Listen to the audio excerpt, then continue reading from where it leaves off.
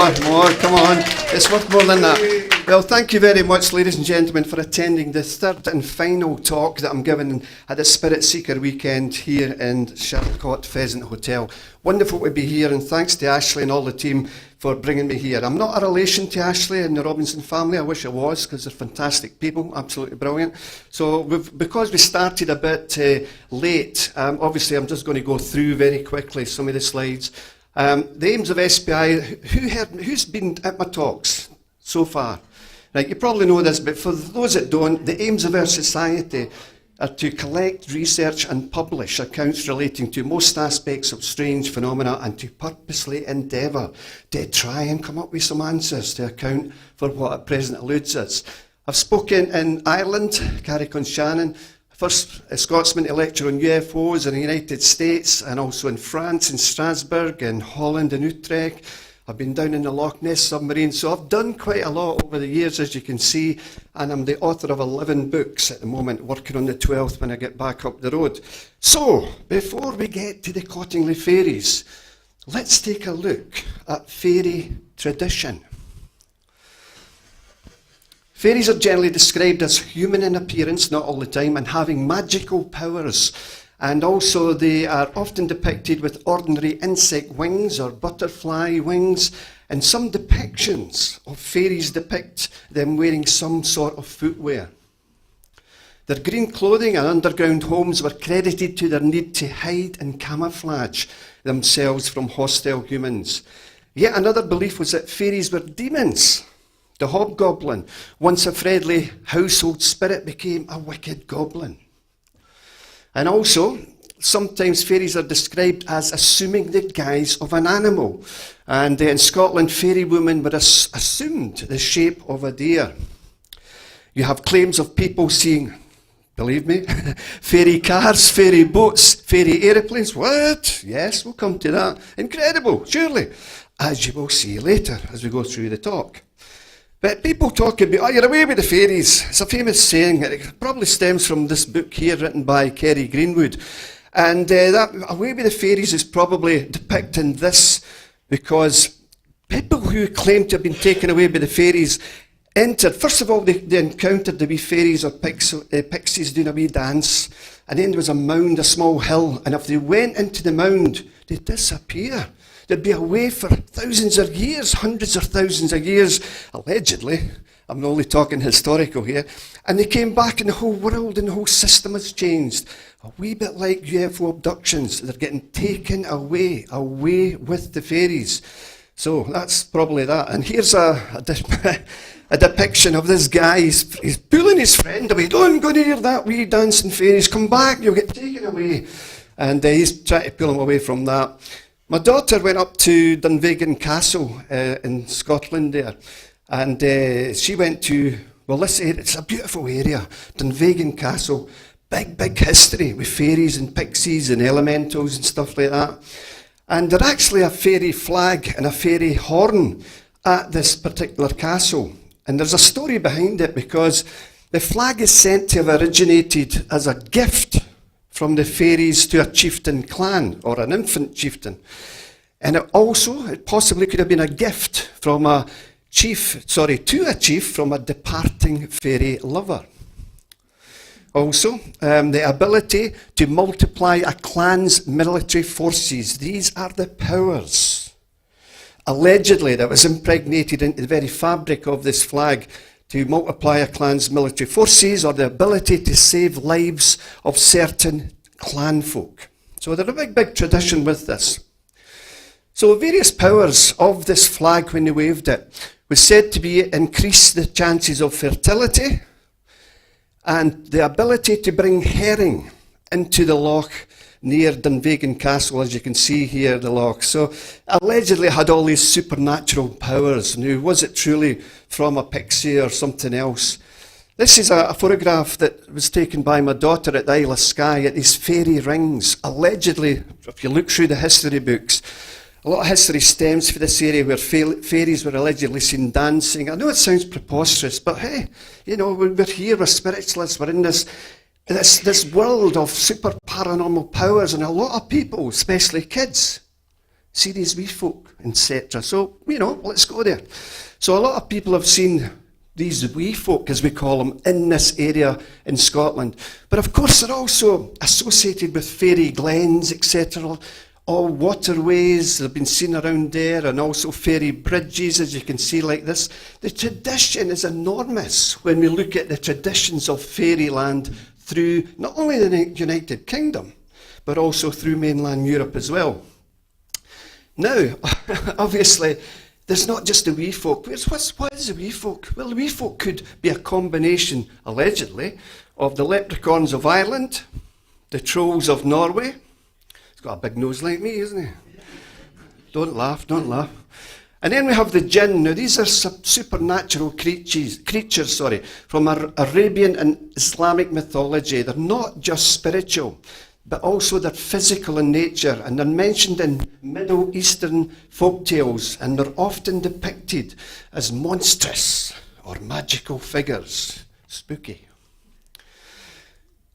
Now, of course, when we're looking at fairies, we have to mention the Grimm's fairy tale book.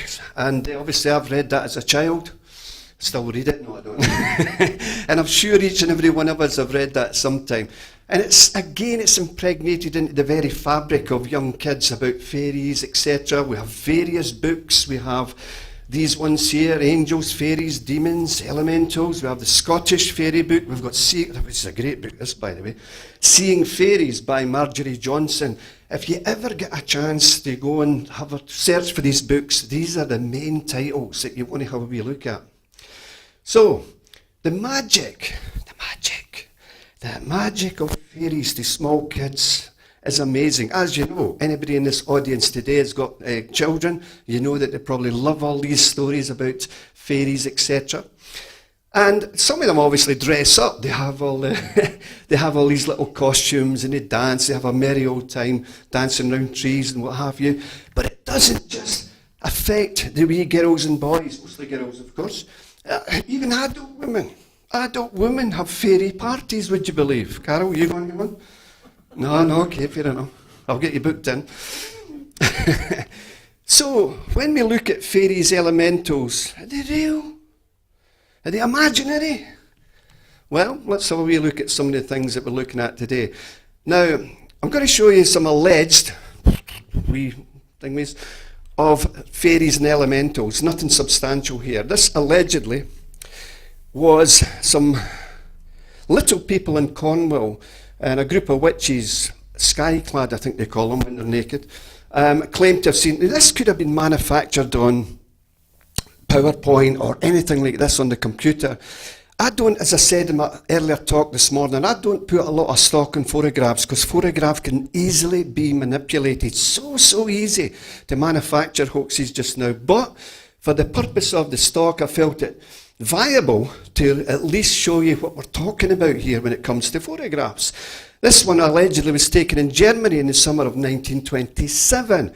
Doesn't really show you much. It's like it could be part of the tree, part of the bush. It's simulacrum, it's pareidolia. It's what you want to see. And a lot of photographs, as I said earlier this weekend, can be just nothing.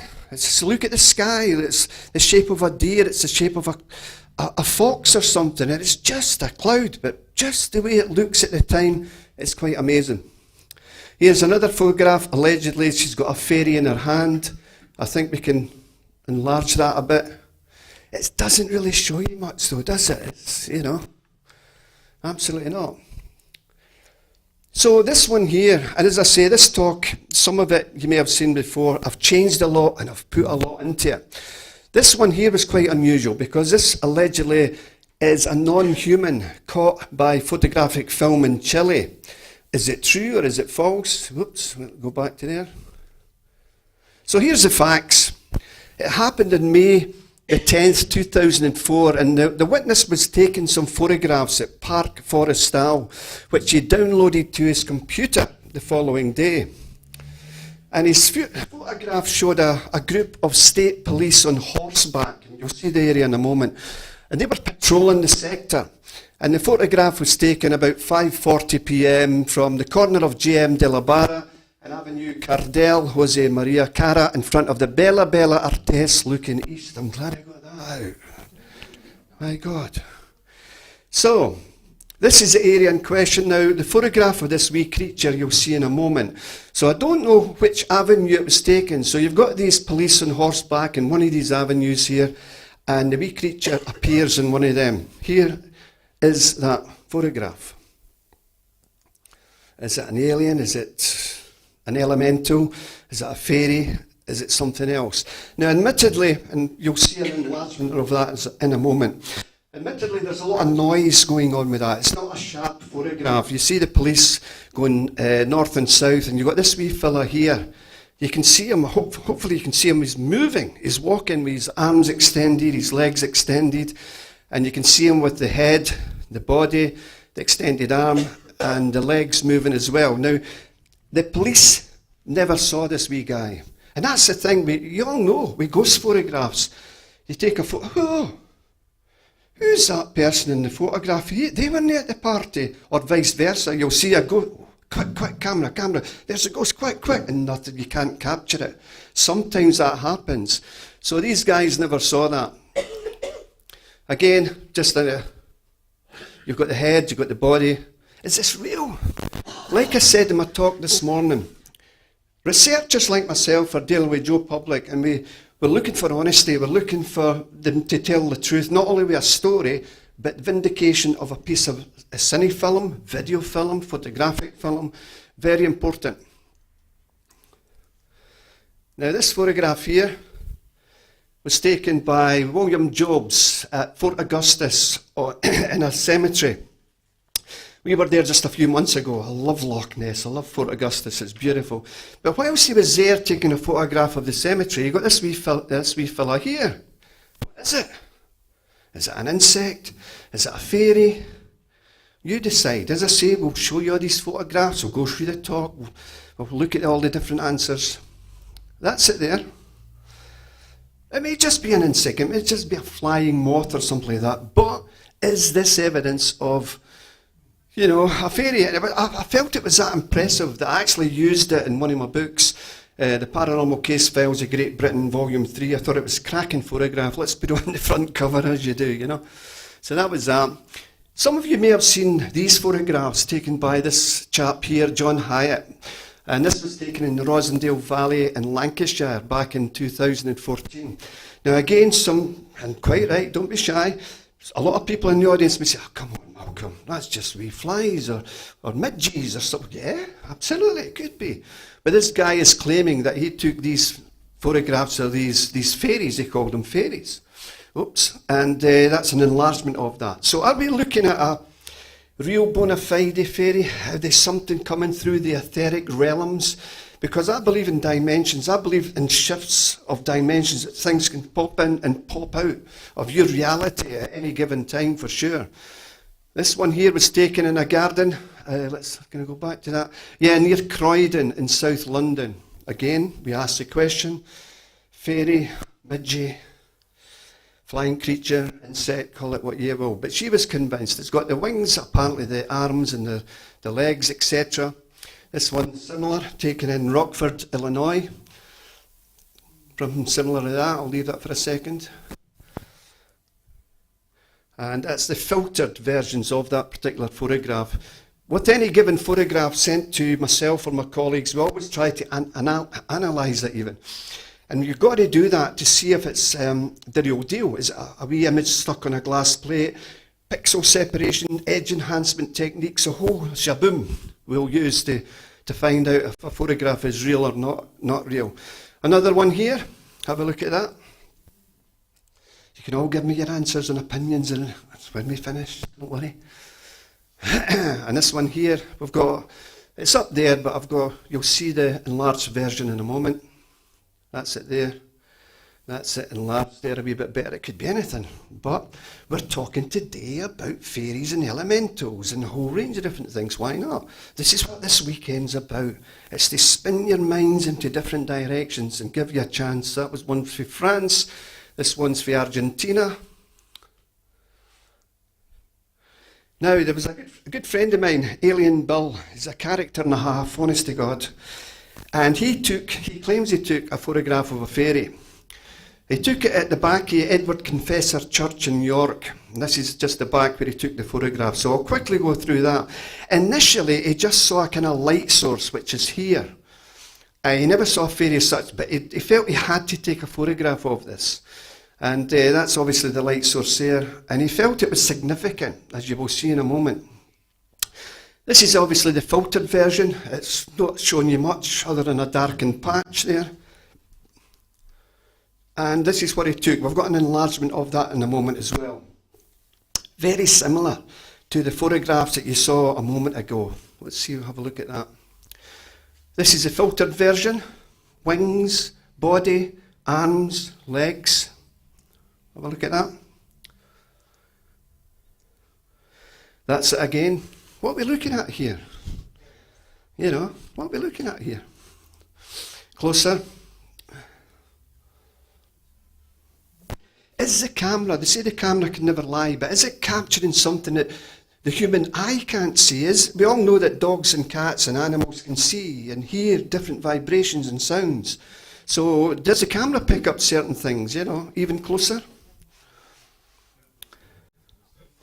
Have a look at that. And again, when we look at that John Hyatt's photograph compared to Alien Bill's, slightly similar. We have what appears to be wings, well, probably is wings, the arms and the legs, etc. So there's another story with Alien Bill before we move on to Cottingley and that. And I trust him with my life. He's a nice guy, really nice. He's, okay, what? Can I tell you what happened to me the other night? I says, aye, on you go. He says, but it's truly bizarre. I says, come on, you know what I'm like. So he said he was going out with his camera to take some photographs, and he walked out of his house and he could hear the strains of Coronation Street coming from the living room, and his wife was watching Coronation Street, and he said, he walked into a wall chimney. All around him was his red bricks, as far as you could see. He went, what the hell is this?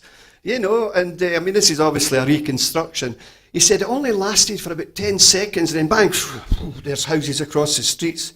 What happened there? So that was just a wee for instance.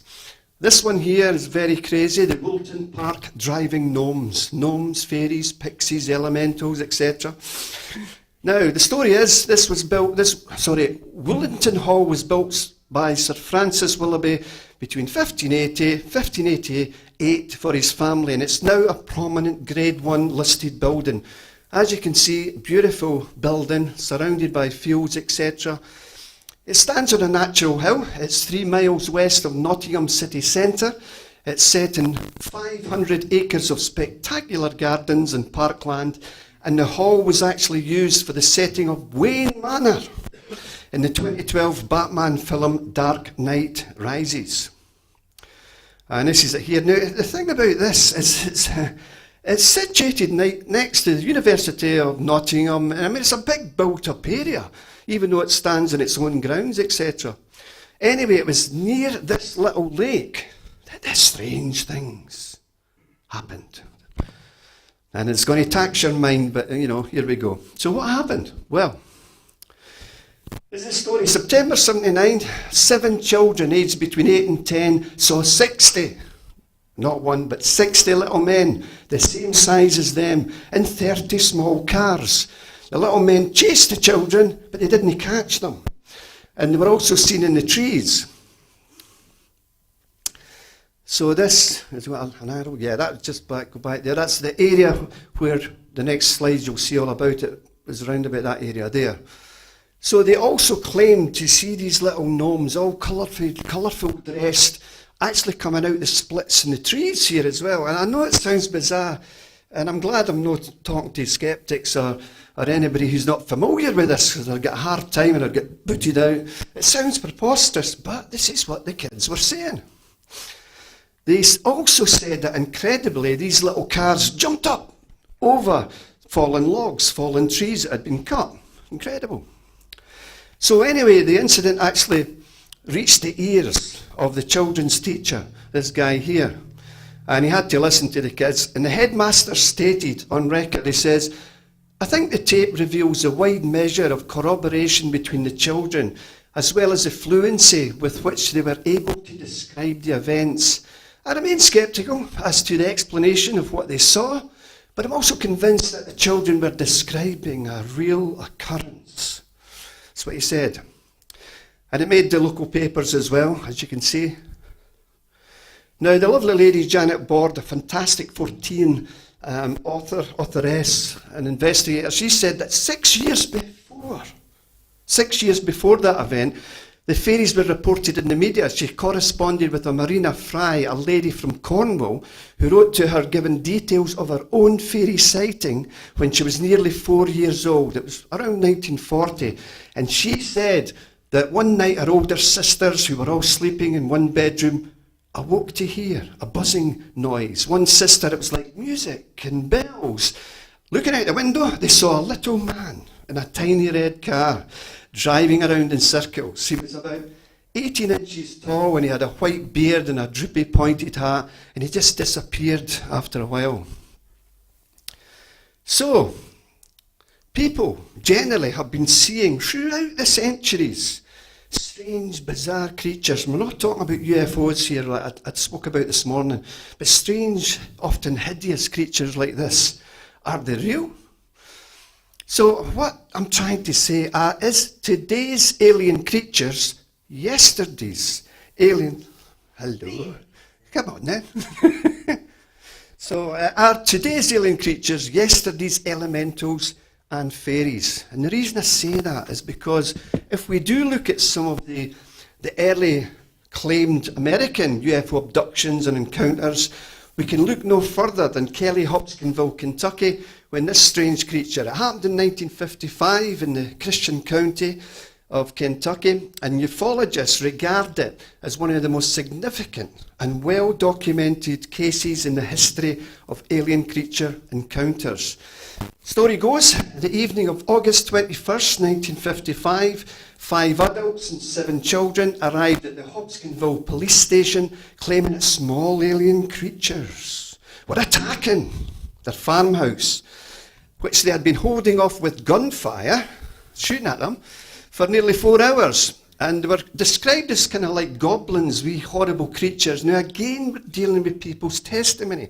We're dealing with people where you're telling the truth. And it's the same when I deal with haunted houses. People, I don't want to live in that house. Get out of the house. Are they making up a story just to get out of the house? Let's go to the council. They've tried everything to get out of a haunted house. Can you get out of this house? But it might not be haunted, I should have said that. It's not haunted. How can we get out of this house? I know. Make up just a haunted story, a haunted ghost story. Maybe the council will move us. So was that the case here? You know, you've got this little creature with the bug eyes. Is today's alien creatures yesterday's goblins, etc.? This is a wee guy here, drawn by the Sutton family, who described this wee guy here. And again, it made the Kentucky New Era, big press, and it went obviously across the world. And I'm not here today to give you so many stories of similarities between these wee alien creatures and elementals. I'm just trying to highlight that one. Which brings me to the Cottingley Fairies. Now, I can't remember who said it they haven't heard of them. Was it yourselves? I said, is it the sisters that saw the fairies? The 2 girls, yeah. Yes, I didn't know they were called that. Okay, no problem. Well, they're a big story. I'm no spoil it just now. Well, I've said that. Who's never heard of the Cottingley Fairies? So, okay, let's go into that. So where is Cottingley? And obviously I give this lecture up the road in Scotland and people, where's that about then? So obviously I tried to show them where in the map it is. Now when you look at an old map of Cottingley and you look at the new map, you can see where that arrow's pointing to. That is where back in time the family stayed, and you'll hear all about that in a moment. But if you look at it now, it's heavily populated. There's so many houses sprung up. It's the same way anywhere you go. You know, you may have had a wee village back in the 40s. Look at it now. See, it's just progression. That's all it is. But here's a sketch of, have we got the wee thing here? Yeah, here's a sketch of where that house was located, where the 2 young girls saw the fairies. So you've got their house there, and you'll see it in normal photographs later. In that street, that is the beck. They called it the beck, which is a little stream. It ran through the woods. And this is part of the story, of course. So before we get there, let's have a look back in time, where the street where the Elsie Wright lived. Let's have a look at the street. And again, you're going back to 1914, 1917, the early 20s, etc. And very little has changed, very poor housing conditions. There were very little jobs. And at that time, 1917, of course, we were still at war with Germany. And so this is how the street looked then.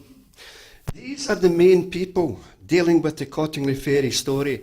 You have Elsie Wright's mother there, Polly on the left, with her father Arthur. These people, these parents, played a big part in the Cottingley fairy story, as you're about to see. This is a photograph of Elsie and her mother at 31 Main Street in 1921. So this is years after the encounter with the so-called fairies. This is them here, there.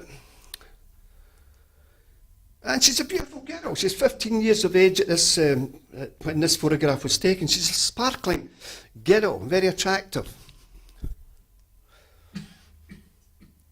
And this is when she was 16 while taking the photographs, and her cousin Frances, she was aged 10 while she was taking photographs. So these are the two main girls who did the photographs. This photograph here shows Frances and her mother shortly after arriving in Cottingley in 1917, and this photograph was taken to send to her father, who was serving over in France. This one here is from 1920. So I want to show you photographs of these girls before we get into the story proper, just so you get an understanding, what they were like. This is them playing down at the beck, Frances and Elsie there, 1921. This is after, of course, the Cottingley fairy story. You can it's not a great copy here, but you can see Frances and Elsie just sitting on an embankment near this fairy bridge, as we called it. We spoke about fairy bridges earlier. And what we got with this one? Teenagers. I mean, even back then, as teenagers, they look like about their 30 or 40-year-olds, and they're only, as I said, 15, 16 or something. So the timeline. Let's now look at the timeline of the Cottingley fairy story, shall we? How did it all start? Well, they started back in 1915, is that right? Yeah. They had always claimed that they had saw fairies down at the beck when they were playing, they were falling in, and they claimed that they had seen them. Now, the most important thing with the Cottingley fairy story is the fact that Frances, Elsie Wright's cousin, came over from South Africa in 1917, and she brought with her a very important book. And that book forms the substance of the Cottingley fairy story, as you'll see in a moment. Very, very important book created. Now, both girls, as I say, they were forever playing down by the beck. They were falling in, getting soaked to the skin. And at this point, Elsie's father had bought a brand new camera. Oh, Dad, can we get that camera to take photographs of the fairies? And she begged her father to loan this camera to her and to capture her fairies, And but after much persuasion, the father reluctantly agreed. Now, this is a camera, obviously way back then, not like today with the new cameras, of course. You're talking history here. It was a midge quarter plate camera, and this took the first of 2 fairy photographs. There was another camera, which you'll see in a moment. It took the other 3. But this is the first one. So how did it all start? Well, both girls were gone. Once they got the camera, both girls were gone for less than an hour. They came back with the camera, very excited. Oh, this is amazing, this is fantastic. And Elsie's father took the camera into his darkroom and he developed the photographs.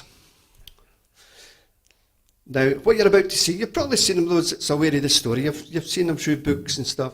This is the first of the 2. Sorry, it's the first 2 of 5 famous photographs. This one was taken in July 1917, and the photograph 2, and you'll see in a moment, was September 1917. I don't know why they only took the one. This is the most famous, iconic photograph, allegedly, of fairies ever taken. You've probably seen it. Fantastic, sharp, everything. But was it really like that? Was it really like that when that original photograph was taken? No, it wasn't. It wasn't at all. This is a first generation print, and as you can see, all the creases and bends and folds, it's much, much different in a kind of sepia tone. And you can hardly see the fairies there. You can hardly see them at all. So what's going on? Something must have happened. And if you look at it in the black and white context, it's not much better, really. You've still got all the folds and the creases, etc. So something clearly happened. When we look at the original, and when we look at the retouch, like I said, massive differences, massive differences. Incredible. This is the second photograph taken in September 1917, and it's Elsie Wright extending her hand out to this little gnome. And I think the gnome was giving her a posy or something. And that was snapped very, very clear, very magical, etc. And just look at that for a moment.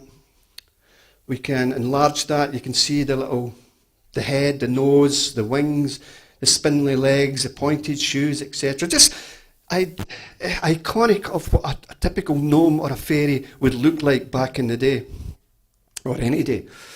So what happened next? Well, what happened next was that Elsie's father, even when he was developing his photographs, what's going on here? He still refused to believe his daughter, his flesh and blood. He thought it was all just one big prank. And the photographs lay in a cupboard for fully 2 years before they would finally come out into the public eye. And that's when it really the story started to develop, because at that point, in came to the story the Theosophical Society, who were based in Bradford in West Yorkshire. The story goes that Elsie's mother attended one of their meetings, the Theosophical Society meetings, and funnily enough, that talk that night was about fairies, fairy folk. So she brought these photographs to the chap, Richard Gardner, I think it is. Have a look at this. My daughter took this. And of course it was incredible. Then the photographs were displayed at the Society's annual conference in Harrogate, which was held a few months later. And it was there that they came to the attention of a leading member of the Theosophical Society, a chap called Edward Gardner, which is this fella here. Now, we'll come to Conan Doyle in a moment as well. Is the desire to believe in ghosts and UFOs so predominant that it colours, it masks what we should be looking at, with what we really think? Well, again, we'll come to that. This guy here, Geoffrey Hudson, he was looking for fairies. And this photograph was taken by Elsie Wright. Aye, just have a look in between the rushes. On you go, you'll see them. And he never saw anything, but Elsie took this photograph of this guy who was associated with Edward Gardner. So, I think you all know what's coming next. 1920, God bless you, Arthur. Sir Arthur Conan Doyle, the author of Sherlock Holmes, learned about these photographs from Edward Gardner. And communication went on between Sir Arthur Conan Doyle and Edward Gardner. At that point in time, Arthur Conan Doyle was on a tour of Australia, so it was obviously way before emails. There were just letters coming back and forward. So, Arthur Conan Doyle decided this is amazing, wow. And he published the first photographs in the Strand magazine of 1920, Fairies Photographed, an epoch-making event described by A. Conan Doyle. The Evidence for Fairies by Arthur Conan Doyle. This is part 2, March 1921. And that was a big magazine back in the day, the Strand magazine, with more fairy photographs. Part 2 again, March 1921. The Evidence for Fairies, Arthur Conan Doyle. Bless you, son. Now, these photographs were also shown to physicist and psychical researcher, a lovely guy, a pioneer as well, Sir Oliver Lodge, wonderful guy. But he suggested that it was a troupe of dancers. That's what he thought. It was a troupe of dancers masquerading as fairies. And he expressed his doubt as to this distinctly Parisian hairstyles, the hairstyles. Now, I mentioned that the other photographs were taken. This is the second camera that was donated or given to the girls by Edward Gardner from the Theosophical Society. Slightly different from the midge plate camera that you saw earlier. Still probably one of the best cameras of its day in 1917, 1920. 1920, sorry. So the following is the final three photographs. With August 1920, you have Elsie Wright looking at this fairy standing on this little leaf, extending a posy of little flowers to her, and she's kind of looking back like that. Again, an iconic photograph, one of these iconic photographs. And this one here, August again, 1920, we have Francie and the Leaping Fairy. She's moving her head back as this fairy comes into view there. Splendid photograph. Again, we're asking the question, is it real or is it not? I think you know the answer, but we'll get to that shortly. And the fifth, and the very, very last photograph that the two young girls ever took was this one taken in August 1920, and you can hardly see anything here. It's like whimsical. You can see here what maybe is wavy hair, a little face, an extended arm and hand. And she said that they were developing, they were materialising, they were moving, they were just building up. That's what she said. And so to the experts, because it was now the turn of the experts to look at the analysis. This guy here, well, Gardner sent the prints with the original glass plate to Harold Snelling. He was a photography expert. And his opinion was that two negatives were entirely genuine with no trace whatsoever of studio work involving card or paper models. But he did not go so far as to say that he believed they showed photographs of fairies. Then we have Kodak. Gardner and Doyle saw a second expert opinion from the photographic company Kodak. Several of the technicians examined the enhanced prints, etc., and they said that they showed no signs of being faked. They concluded, however, that this could not be taken as conclusive evidence that they were authentic. Authentic photographs of fairies, and Kodak declined to issue a certificate of authenticity. They didn't want, Kodak, the big company, they didn't want to be associated with something of this nature. They're also sent to Ilford, photographic company Ilford, and they reported that unequivocally there was some evidence of faking. Yes. So we've got Elsie right there, Francis Griffiths. These photographs were going all over the world. And that's the days, as I said before, emails and internet, etc. So there were mostly magazines, going to magazines and periodicals, etc. We have kind of coloured version of the photographs as well. Not the best colour. This is before modern colour adaptations were put on these photographs. It's kind of whimsical there. This one's slightly better. It's now in a red jacket and a hat and the black tights, etc. Have a look at that. And this is the fifth and final photograph, colourised, not by me, but I don't know who did this.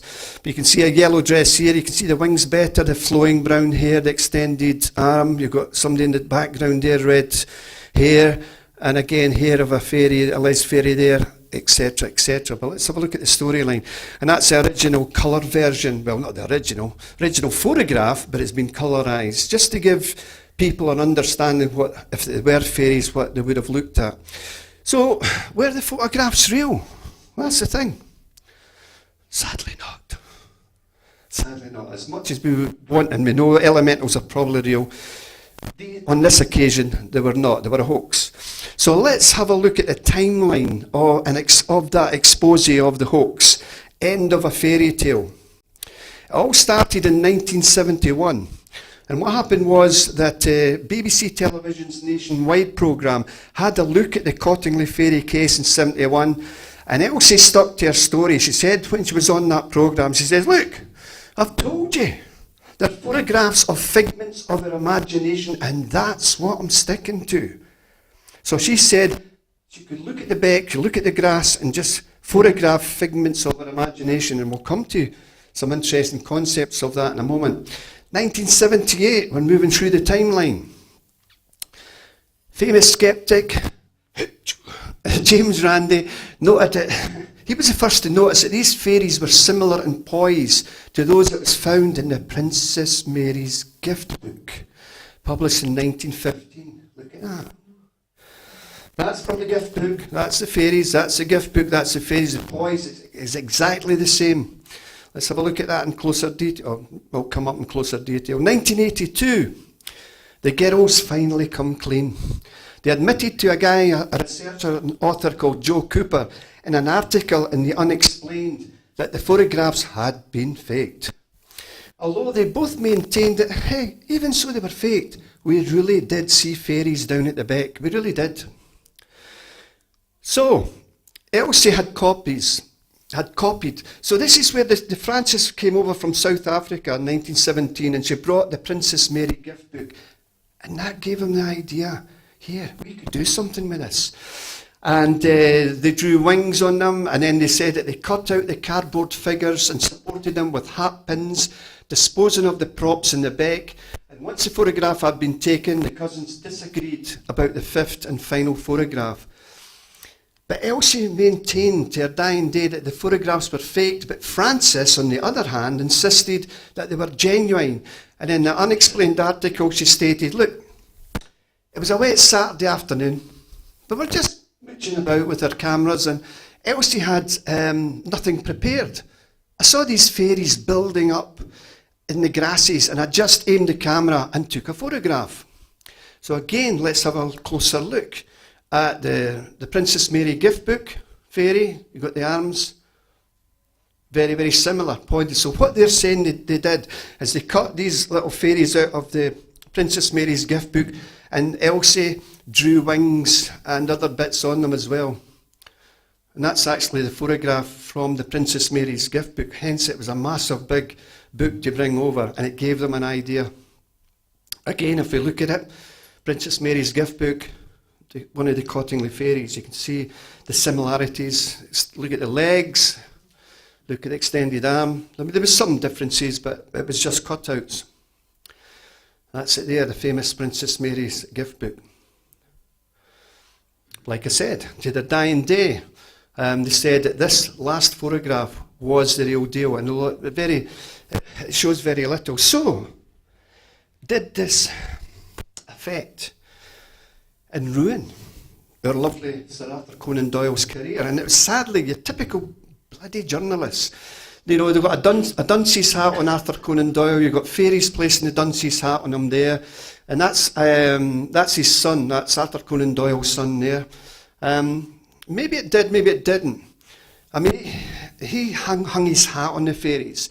Now, following Arthur Conan Doyle's death, at the Albert Hall, thousands attended, his wife and children, and a row of chairs were arranged on the stage for the family, with one empty chair left for Sir Arthur Conan Doyle. And some psychics claimed they could see him building up in that chair. So, you know, whether that's true, I don't know. But I'd like to think it was true. 1985. On an interview in Yorkshire Television's Arthur C. Clarke's World of Strange Powers, Elsie said that she and Frances were too embarrassed to admit the truth after fooling Conan Doyle, the author of Sherlock Holmes. This is what she said on the programme. Two village kids and a brilliant man like Conan Doyle, we could only keep quiet. That's what she said. Same interview, Frances said, I never even thought of it as being a fraud. It was just Elsie and I having a bit of fun, and I can't understand to this day why they were taken in. They were wanted to be taken in. They wanted to be taken in.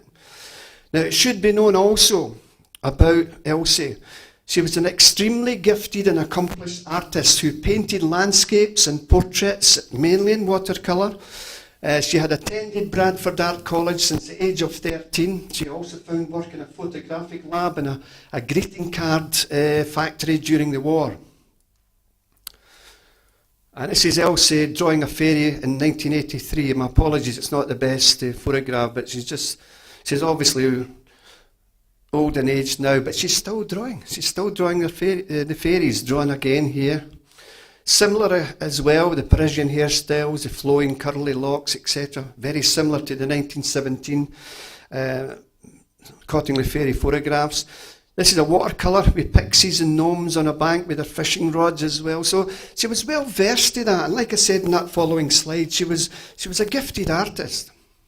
And of course, all this came out later in later years. Another one she did here, this just to show you. This one here, over a farmhouse. So she was gifted. She was a gifted artist. This is what she was doing. And prints of the photographs of the fairies, a few other items, including the first edition of Doyle's book, The Coming of the Fairies, were sold at auction in London, as you can see, for £21,620 in 1998. An incredible sum for a book and a few fairy items as well. This is Francis's daughter, Christine Lynch, with the mother, having a look at the photograph of the Cottingley fairies there. So, what are we talking about here? We know it's a hoax, but Arthur Conan Doyle later believed that fairies could be thought forms. Why not? I agree with that. In other words, it's a desire to believe and to see fairies by the girls allowed them somehow to see them. It's like so many people think, oh, I want to go to Loch Ness, I want to see the creature. Is it a thought form? Is it a tulpa that suddenly manufactures a creature in Loch Ness, or a thought form? We know that the Philip experiments in Canada, they sat in circle for weeks and months to try and get this cavalier, an imaginary cavalier, gave him a history, gave him everything. Nothing happened. And eventually, a couple of months down the line, they got this cavalier apparition appearing in the studio. So thought forms. Could thought forms be responsible for bringing elementals and fairies into the world? Well, let's have a look at the following slides. This fella here, Ted Searist, was from Chicago, and he actually made images appear on Polaroid film, empty film. They were not used. He claimed that these were used using his psychic powers. However, there were many professional people who disagreed with that and thought he was at it, you know. So, he was using what they call a wee gizmo. It's like it tells you there, I think. Basically, it's like a wee cardboard roll, where your toilet roll, small like that. And he looked into it, and he demanded that a photograph appear on camera. Now, whilst he was doing this, he was also an alcoholic. And to get into this mood and this ambience and this arena to make this happen, we had to have bottles of whiskey aplenty. And this was in front of all the psychics. In fact, and researchers had to buy him bottles of whiskey to get him going. And this is him here. So, like I said, he's projecting, he's demanding that images come up on Polaroid film that he didn't supply. Other people, professional people, right, go on there. Here. This has not been used, try that then. So you have a look at some of the photographs that he took. Again, he's just, he's all contorted, demanding an image appear on the thing. And this is again what Arthur Conan Doyle said, maybe it's thought forms. I agree with that. Maybe the strong desire, the will, can maybe photograph thought forms. This is again just looking at the camera. He was doing this research with many, many people for a great number of years. So let's take a look at but some of the many photographs he took with his thoughtography. This one here shows what looks like, it says the Library and Gallery, University of Maryland, Baltimore County. You can clearly see it's at an angle. Now, when he took photographs, they weren't just straight and flush. They were all over the place. You've got the top of a building here. If you look at this area here, it looks like in Greece, the Parthenon or something. You've got all the pillars there, and it's all out of focus. And we'll come to other aspects of that in a moment. You've got this one. It's not his face. We don't know who this face is. Is it a spirit person or just a normal Joe Bloggs? But this came up as well. You've got what appears to be 3 military officers. At least that's what I can see out of this. They've got hats on. In fact, they maybe even look like, I'm pushing the boat out here, Adolf Hitler as he stood looking at the Eiffel Tower when Germany conquered France in the 40s. That's just my take. It might not be that at all. But anyway, this came up on photographic film. You've also got 2 cars there. 2 cars came up on photographic film. And I don't know if you can call them fairies or winged creatures or I don't know, or angels even, I don't know. But this is again another one that he took. You can't see it so well here, but you've got 2 images, people sitting on steps there. I mean, they were never fantastic photographs. As I say, they were all over the shop. You've got this building here, and some of these photographs, I know that building. I can refer to that. I know where that was taken. This one here, again at an angle. This building here came up. So it's good to show you these. These allegedly are what's known as thought forms. Appears the build-up of a woman's face. It's not fully built up here. Maybe something going on over there as well. And what we got here? Let's have a look. Yes, a London bus. Now he's from Chicago, and he's got a London bus there. Again, on film that wasn't already developed, allegedly. And this one here that he took. Where are we? This one here. Some people have redrawn what they think they saw in this. Like it says, well, you've got the back of someone, you've got a shoulder, he's kneeling down, you can see the leg. And it was actually an exhibit in one of the museums in Chicago, I believe. And he's taken a photograph very similar to that, with a strange kind of light form above this guy, you know. So why would both girls want to concoct a story such as the Cottingley Fairies? Why? Let's have a wee speculation, shall we? One of the most traumatic of wars was, of course, the 1914-18 World War. The First World War killed so many thousands and millions of people in France and across Europe. So at that time, and again we're looking back, 1914, 1918, 19, and it was 1917 when the photographs were taken by both girls. So we're looking back in time. You never had Nintendos, you never had this, you never had that. All you had is what we call in Scotland a bogey. It's not something that's up your nose, by the way. It's made out of wood and wheels, and that was what they enjoyed. Make your own fun. Make your own fun. Some of the wee boys and girls had tin soldiers, not plastic soldiers, so they played on that, and they're making up their own thing, you know, they're doing their own thing. And let's have a look. But did the girls have an inspiration? How long have I got? Oh, that's good, that's good. Did the girls have an inspiration? And this is why I like talking about. I try to think out the box and try and think, what would the audience think themselves about inspirations or anything? Well, when we look at Fatima, there's so many visions of the Virgin Mary across the world, Garabandal in Spain and various Lourdes, of course, but also in Portugal. These three children claim to have seen the Blessed Virgin Mary in all her glory. So why are we talking about that with the Cottingley Fairies? Well, it'll become apparent when I get to the point, eventually. So, this is in Fatima. The children says to the local authorities that the Virgin Mary was going to make a final appearance on this landscape on such and such a day. And it was a rumour at first, went round, everything. And 70,000 people turned up. And the following photographs are real photographs from Fatima, from looking for the Virgin Mary. And during that time, these are some of the crowds, 70,000 people. It was pouring a rain, absolutely chucking it down. And everybody got soaked, but not for long. Some more photographs, and I'll tell you why. And they're all kneeling down. Because what happened then, I've got another photograph of the people. They're all looking up into the sky, waiting for the Virgin Mary. What they saw, and this is just a mock-up, what they saw, suddenly this beautiful light effect appeared, like a dancing light opened the clouds. There were no more clouds, and it was so hot that these 70,000 people here, their clothes were wringing wet about 5-10 minutes ago. They're dry as a bone. Now, the vast majority never saw the Virgin Mary. Only some claim to have seen the Virgin Mary. A lot of the people saw this light effect in the sky, and it was absolutely magical, really magical, incredible, absolutely incredible. So did the Fatima visions give the girls, the Cottingley Fairy girls, an idea?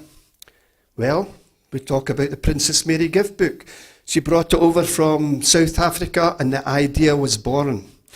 With nothing more to do, they concocted this idea to fool the adults, never believing in one little minute that how big this story would be. It was incredible. So that's what I'm saying about inspiration. Because when the Fatima events transpired, that went global. That went all over the newspapers, and I dare say that that family went, oh, look at that, look at all this. Maybe we could, hey, what about doing something about fairies? Hey, maybe let's do that. So it's only speculation on my part. There's no truth or validity to that. Now, sadly, Francis died in 1986, Elsie died in 1988. And even today now, with today's technology, it's so easy to recreate the Cottingley fairies or photographs of that ilk. And I'll just show you, for instance. Having said that, this lady, Dorothy Inman, claimed that this photograph that was taken by her friend claims to be the real deal. And if you look at it, very similar to the Cottingley fairies, as you can see there. Present day, in a sepia effect, they're just cut out from a book or just penciled and cut round and made into that. This one here, a little gnome sitting on a leaf. So, I mean, it's so easy, not just on computers, but just to cut something out of a book, a children's book. It's so easy. This girl here, she's trying to recreate the famous Cottingley fairy photograph. And if we look at them both side by side, she's more or less got it. She's actually got the same images there. She hasn't got the brook or the stream coming behind her, of course, but it's pretty much as it were. Would it fool today's experts? Not a jot. Not, of course. The technology can show that, you know. So, have I seen any fairies? Well, I think I did when I was a wee boy. Now, this is an old photograph. As I say, I've been living in England for 23 years in the beautiful town of Hastings. Came back to Scotland last year. I'm living in Sauchie, and this is a photograph of Sauchie. I was staying with a granny at the time. Now, this area is all built-up houses now, beautiful houses, but back in the 60s, they still had what we call the prefabs. After the war, they put up these prefabs. It was a temporary accommodation for a wee while. I never stayed in one myself, but I did in my granny's. So, here's the story. What age was I be? I was very, very young, maybe about 8 or 9 or something like that. And this is not the prefab I was in, but it's very, very similar. And I was looking out this window, I couldn't sleep, and I remember looking out the window and I looked down into the garden, and I swear to this day, I did. Oh, and I'm not embarrassed to tell you, lovely people. So I honestly felt was this wee fairy figure fluttering away in the bushes just there. Was it my imagination? I wasn't sleeping. I couldn't sleep. For some reason, I just couldn't sleep at all. Now, this is the Cottingley house today. It's not changed a jot since 1917. It's the same brickwork. You know, inside they may have updated the carpets, but the outside is very much the same. And like I said at the start of the talk, Cottingley as a town now has grown up significantly with the various buildings. Back in the day, there was only a few row of houses and just fields and stuff like that. But obviously, that's technology. Right, now, I'm going to see if I can try and work this. That technician guy's away now. So let's see if we can show you some footage. Footage of 10 minutes, Mum. 10 minutes, okay. Just bear with me. Let's put that there. It should work now. Okay.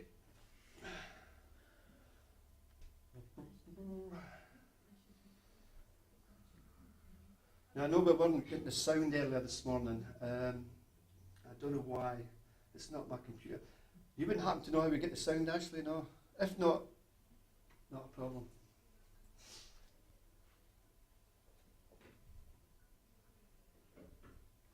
Yeah. Okay, just while we're trying to look at that. Hold on. There's the mic. 222. Just while we're looking at that. This is obviously, we've not got the sound just now. There's the gentleman. Is there any chance we can get the sound on this? The sound?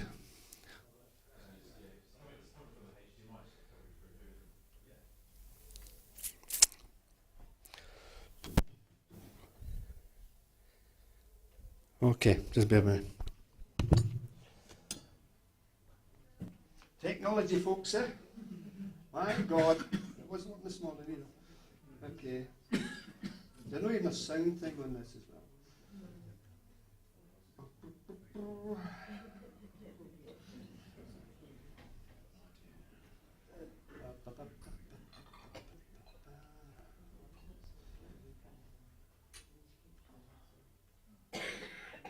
You see if I can get it up on my phone and I'll put a flash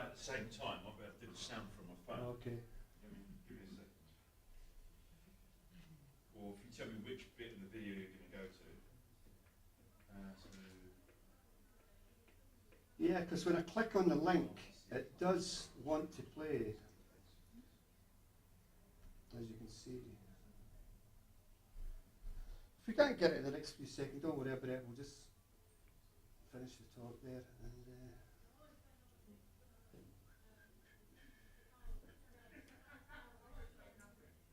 What does the start of the video look like? it shows the Arthur C. Clarke's logo, the crystal skull, etc.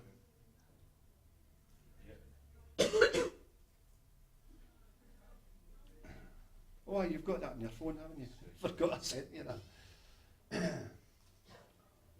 Well, it's a hard life being a lecturer, folks. It really is. Bear with us. Okay.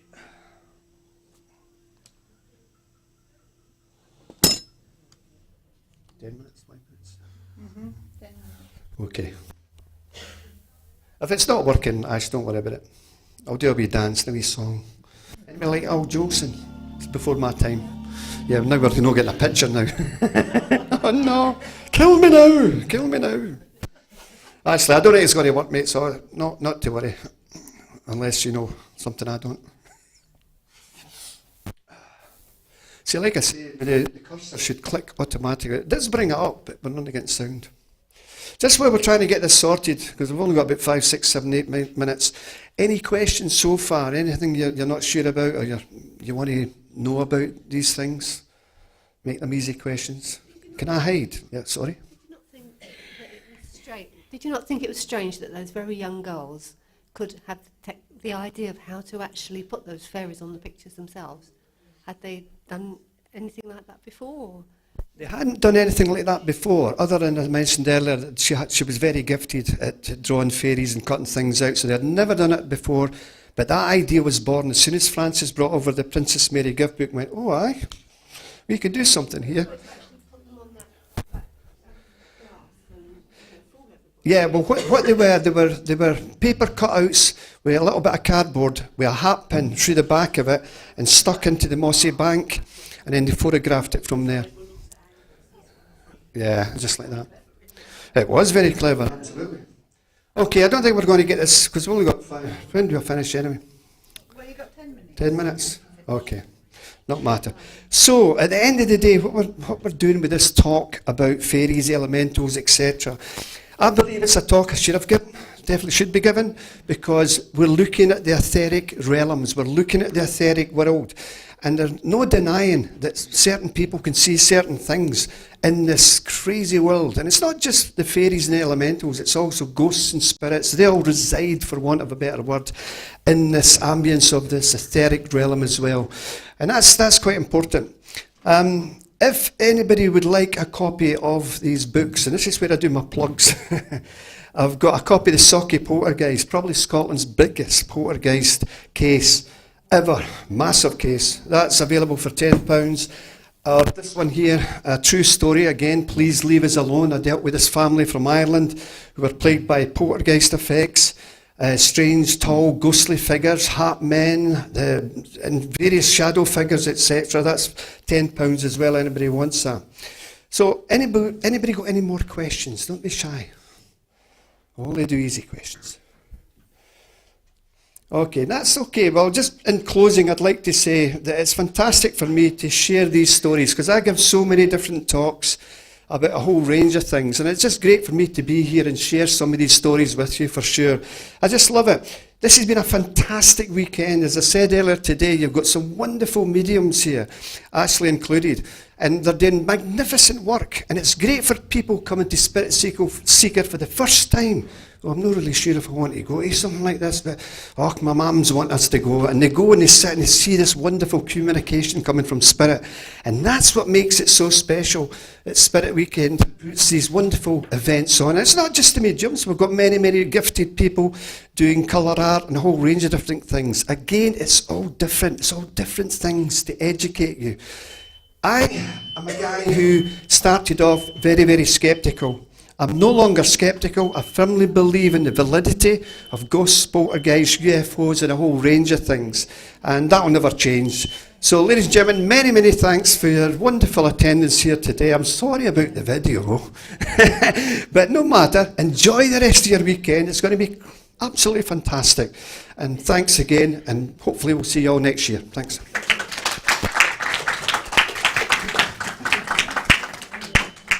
Oh, Danny boy.